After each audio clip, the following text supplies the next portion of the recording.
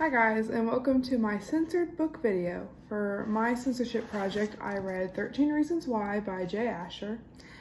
And of course, you might all know the Netflix series that is based off this book, and that's how most people hear about the book originally, but I heard about it first in 7th grade when a girl did a project on it for one of our independent reads. But I really enjoyed the book, but that's not why we're here.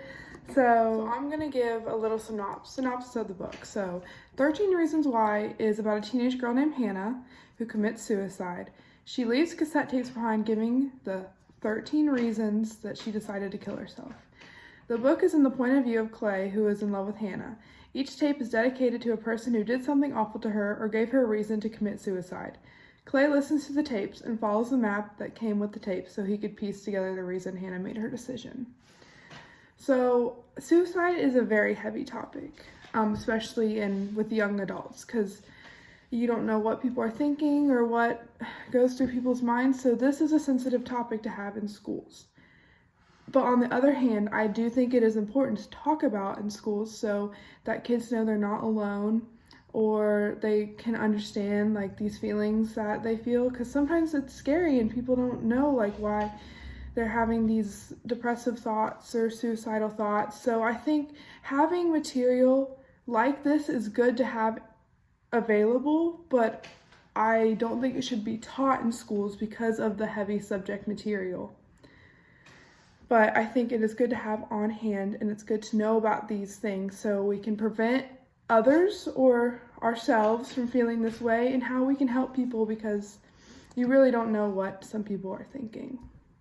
So 13 Reasons Why was published in 2007, and before the Netflix series came out, which came out in 2017, there really wasn't that much hubbub about the book and having it removed from schools. It was really the Netflix series that caused everyone to kind of freak out about it, but because no one really knew about it as well as they do now before the series came out. And the Netflix series heightened the graphic content that's in the story. The book is not that graphic, but the Netflix series really upped the ante of the sexual content, the suicide, alcohol, drugs, just stuff you'd want to see on TV, you know what I mean?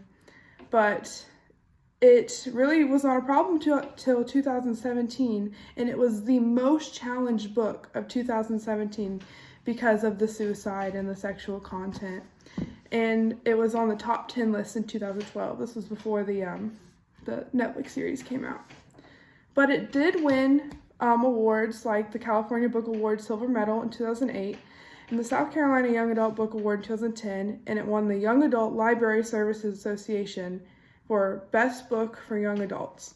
So this book, it's a good book itself, but the content and if it should be in schools is a totally different conversation, which is the conversation we're having right now. So, yeah. So if you watch the show follows very closely to the book, except for the graphics that it does show in the show. And they actually had to remove the scene from Netflix where Hannah commits suicide. So even the series is being censored, even though the scene was a little bit graphic. So overall, I think that this is a good book, and I think it should be allowed in schools and libraries, but not taught. And I think it should be monitored. If a student has suicidal thoughts, they shouldn't be allowed to read this, and I think the school administration should keep an eye on who's checking what books out of the library.